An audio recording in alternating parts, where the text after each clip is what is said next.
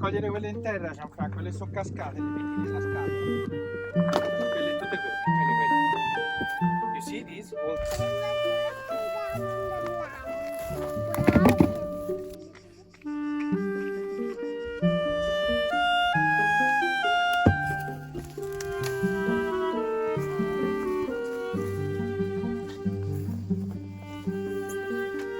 Babbo. Babbo.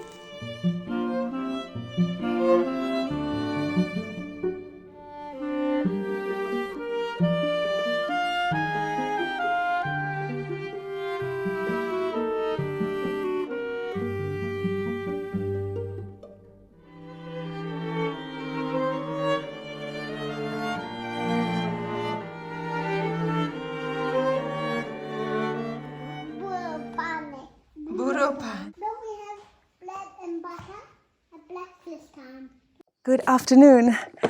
It is just sweltering here in Italy. My goodness, every day is like 39, 40 degrees and outside it feels like an oven.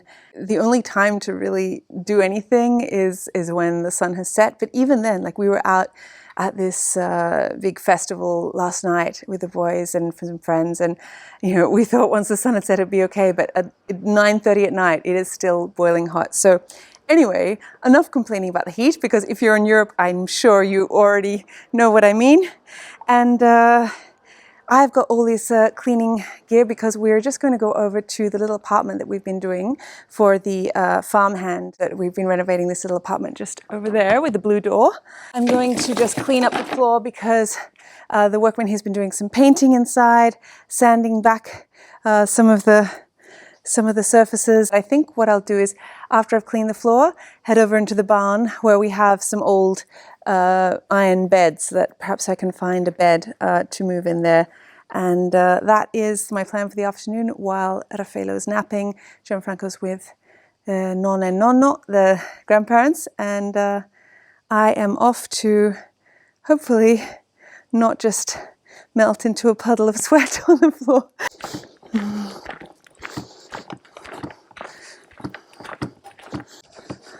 Oh my gosh. We got up early this morning.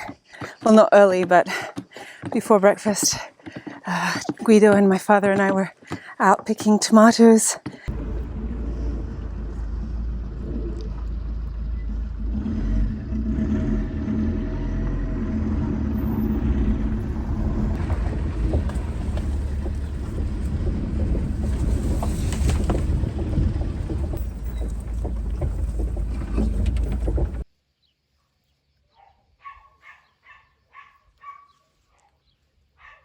Roberto, the sheep farmer, he's our neighbor and he has too many tomatoes. When I showed picking tomatoes from his garden last time, many of you asked, like, what kind of tomatoes are these that are just all low on the ground? And it's not a particular type. It's actually just the fact that Roberto hasn't had time to put up bamboo, like any kind of posts or anything. So it's really hard to actually pick them because they're all just overrun by sort of weeds and grass and everything like that. But they are delicious and doesn't use any chemicals or anything on them. So inspired us to go bigger even with our vegetable garden. Guido's like, yes, next year or next spring we need to really be planting even double the size of what we get now. And already we eat so much from the garden, but we're just kind of thinking, yeah, let's just take this to an even greater level where we're growing, 80% of what we eat, which would be the dream. So the farmhand, or what would you call him? He's just this wonderful man who has come to work on the farm and give us a hand. He's been painting all of the walls and the beams and everything, and just getting this place in order. And there's lots of paint on the floor and lots of dust from all the mess that the electricians made. So I am here to clean that up. I think there is some acido, what's it called? I think it's in here. So as you can see, we have put the stove, which was over in that kitchen area, we put it in here now so that this could can heat up the bedroom, which is what this is going to be. Do you remember months ago when Guido and I were both in here and we were talking about the idea of a bed, and Guido was saying, oh, let's put like a mezzanine level there so you can climb up to the bed. And a lot of you agreed with me and said, no, just in case is someone who's a bit older, or even just someone like Daniel, the guy who works for us, such hard physical labor that the last thing you want to do is have to climb up a ladder. You just want to fall into bed. And so we're going to put a lovely bed here and just have it against this wall so that you're looking out at the view, and you've got the wood-fired stove here for winter time. And oh my goodness, it's just spectacular. Like, you know, that big, we call it the viale, the big long road with all the cypress trees on it. This looks over that, which is, my opinion, the best view on the property. And it's just, no matter what the season, it is so mesmerizing to look at. And you can see the vineyards. We also have vineyards that we make wine from, and so you can see the vineyards as well. And if I can move the air conditioning, gotta change the camera angle.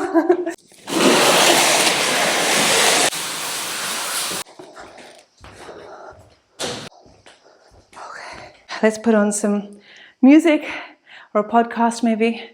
I love listening to podcasts while I clean or work or cook or anything. I've just been listening to such fascinating podcasts, particularly on AI, on artificial intelligence. It's just so fascinating and terrifying to me to hear all these different discussions with different experts and politicians and scientists and everyone, you know, just understanding, economists, understanding what actually is are the predictions, no? I actually love this part. I'm not a naturally tidy person. I'm a little bit more messy, creative, you know, like I love things to be clean, obviously, and hygienic, but I'm not naturally a tidy person. However, I love a transformation. I love just when you get in there and like clean a floor and it goes from being really grubby and, oh, is that a courier? Hang on. We always struggle because they never know where to come to, and then they see the church. And I do love a transformation, as you know if you've been watching this for a while. I always remember one of my first jobs when I was in high school. I was working in a restaurant, or it was sort of like a delicatessen. Actually, I had two jobs, one in a restaurant and one in a delicatessen, because I just couldn't wait to work. And I think that's something that's it's very Australian, and we really enjoy working and having our independence. And when you're a teenager, it's like it's such a rite of passage, you know, getting your part-time job, whether it be at university or even in high school. Anyway, so I remember one of my first jobs was in a restaurant, but not like serving. I was just the dishwasher, actually, and the person who would kind of clean up. My boss of that restaurant, delicatessen, and she was this fiercely intimidating woman. And of course, in one of your first jobs, you're just so insecure and worried that you're not good enough or trained, or you're going to be fired from week to week. She wanted to know that her staff were well-read, as well as just being hard workers, you know. So she would be like quizzing us on different things, geopolitical trivia and stuff like that. And she said, you know, you can tell a lot about someone by how they sweep. She had been reprimanding this other employee who was working alongside me and was equally fearful of her. She's saying, look, see how you're doing that? He's like, if you want to grab a broom, you've got to get in there. You've got to like get two hands, and you've got to get in there, and you've got to have force and power. And she's like, this is an important lesson to learn in life. Doesn't matter whether you'll be sweeping for the rest of your career or just even in your home or whatever. She said it's about efficiency. And I actually loved bosses like that, because I love a challenge and I love to learn on the job. I think there's nothing worse than when you're in a job where people are just apathetic and they don't really care whether you do a good job or not, no? I like just being around personalities like that. I think the more jobs you can have when you're younger, the better. Get to a certain point in your career when you get a bit older, and it's hard to find people to learn from. Whereas when you're at that age, you are such an amateur at everything. So everywhere you go, it's a learning opportunity.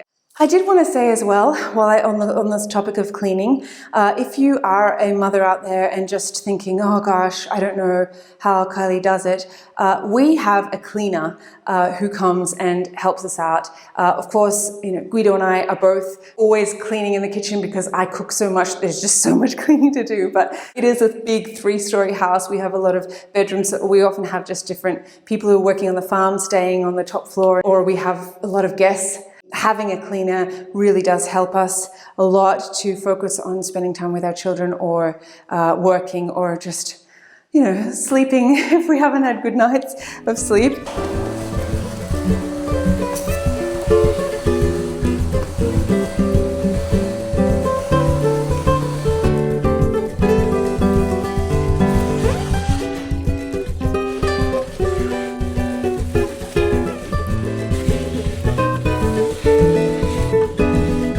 Okay, so they come off really easy. It's just a tedious job.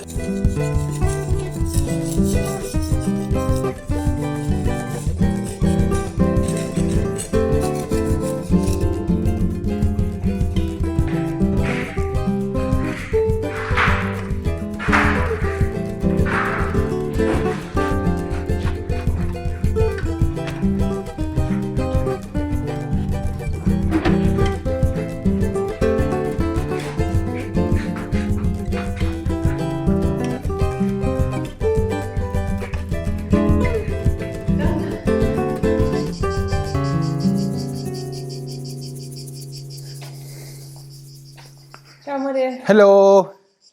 Ciao. Back again and again.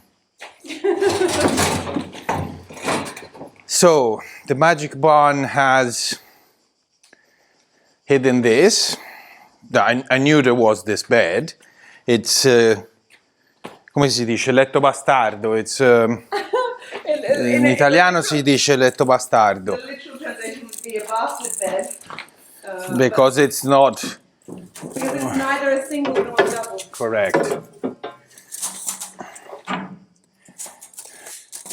Oh, but look, it's lovely, no? Sì, poi ci sta anche bene sto colore. È 155 the frame. Oh, meanwhile, look at the background of this tractor. Look at this. It's so beautiful. How old is the oldest tractor in this barn? That one down there is nearly 100 years. 100 years. Di quello Landini a testa calda c'ha parecchio. Things get out of control. Che è questo? So, with all this heat, we've actually found 2 or 3 snakes in the house that you guys had to either kill or take outside. I catched one, and the other one I didn't manage to catch. So in theory, you shouldn't kill them because they're protected. So it's not easy. Sometimes there's... Oh, pesa. Sì, con questo ci vuole sicuramente... No. Ci vuole Daniel. Andiamo qua? Sì, dove sta bene, insomma, per lavarlo. Però c'è della roba che... No, le butti tutto in un bel sacco nero. Ora ti do un po' di sacchi neri e si butta nell'indifferenziato. E bello è fatto. Chiuso.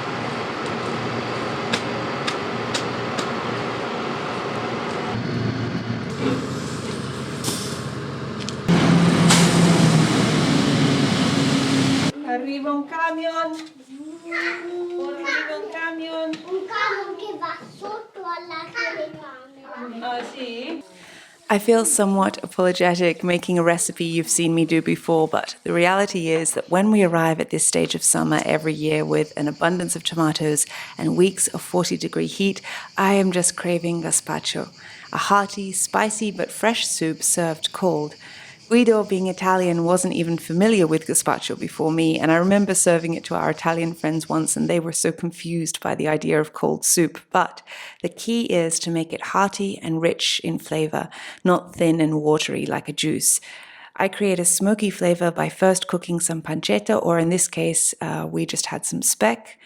The fat melts down and gives the soup a rich saltiness that works beautifully with the fresh, sweet tomatoes. Mama, Sì, Maria? okay, you can plug this in. Oh, grazie, Maria. It can be for our dinner. Okay. These will be all very yummy, maybe. Okay. They look beautifully cut, my love. Thank you. Many people use raw onion, but I like to cook mine before blending because it aids digestion and gives added sweetness. Garlic I add in at the last moment because the less you cook garlic, the better it is for you. Lots of Italians make pasta sauce at this time of year. However, when the tomatoes are this delicious and full of flavor, I am reticent to cook them. So that's why gazpacho for me is the perfect way to celebrate the raw, natural flavor of freshly picked pomodori. I picked some green peppers from our garden, and with all the sweetness of the soup, it can take a little hint of bitterness. I add our olive oil, of course, and then spoon in my onion, speck, and garlic. A generous amount of basil, a small handful of dried chili. It's always the part that convinces those who are skeptical of eating cold soup when they first take a spoonful and taste the spiciness, which is so surprisingly pleasing when we're used to eating chili with hot foods. Everyone always says, wow, but this is actually really good. Pepper, a little bit of sea salt, not too much because the speck already provides most of the saltiness. And of course, to give the gazpacho body and texture, I add some of yesterday's wholemeal sourdough. I'm still baking basically a loaf every single morning. Nonna, Nonna, dormi. nonnino. Forse anche nonna fa cena. Sì, forse nonna mangia. I usually add lots of cucumber to my gazpacho, but because it's been so hot and dry, our cucumbers have not been growing well this year, so I only had this little one. Sometimes when the blender is packed to the top, I do a quick blend just to reduce things down a little and then add more ingredients when there's more space.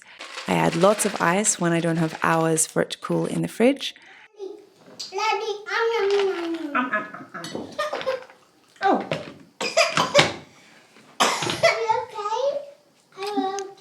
And then just top it with a little bit of paprika and a drizzle of olive oil. And this was so refreshing and delicious, and we all had seconds and thirds.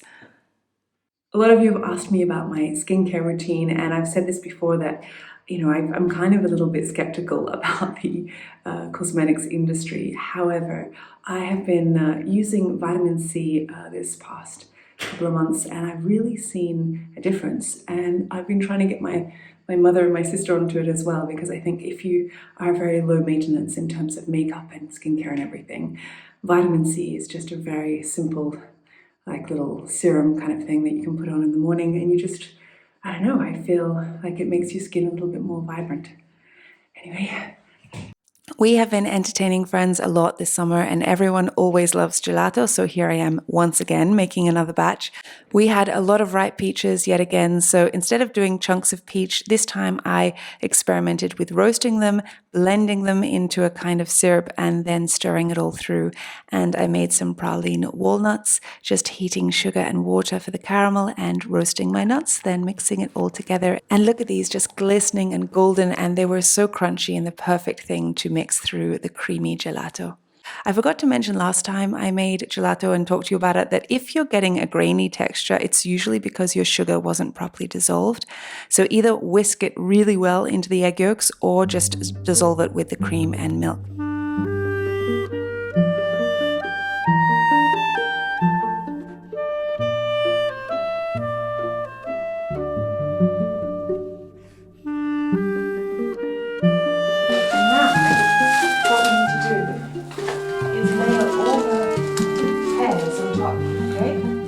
So This is a variety of pear that is very hard when it's ripe, and apparently what the locals around here would do is put them on a tray of hay and put them in the cellar in a nice dark cool place to slowly ripen over the months. So we've been told that by winter time these pears will be delicious, and so I opened the trapdoor in the floor and put them down in our cellar, and hopefully for Christmas we will have delicious sweet soft pears.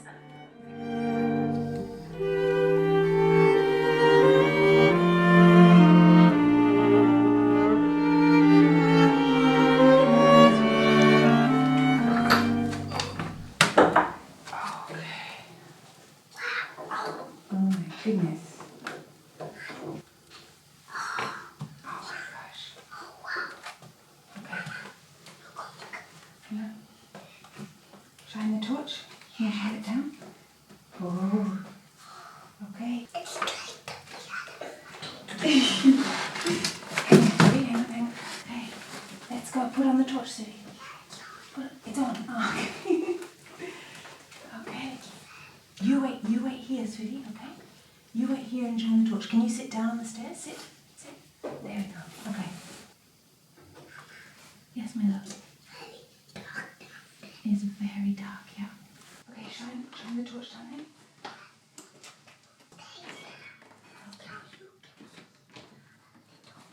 Okay. We'll just leave them here, and Bubble can put them right down. Yeah.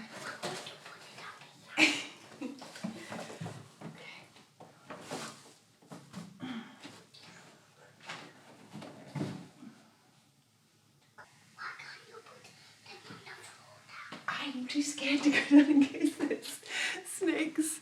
Gianfranco, can you shine the torch? Yeah. So basically... All the bottles are fine. Yeah, exactly. Well, we should go down, put them down there, but Mama's a bit afraid of snakes, so I might just wait till Baba gets home from Firenze. Aspetta, amore. Hold on. Okay. Go down there with you. Why can't we go down? We'll wait till Bubble gets home and Bubble can put them down, because I'm a little bit afraid of snakes. There's probably no snakes, but if there is, it's better that Bubble puts the... That big hole. I know. It's a big cave, isn't it? Look at it. Oh my gosh. Okay, let's go back up and close the trapdoor. Okay. Snakes. Yeah, they could be in those holes. Exactly. Okay. Bravo, what an adventure. What an adventure. Shh, piano, okay? Raffaello's sleeping.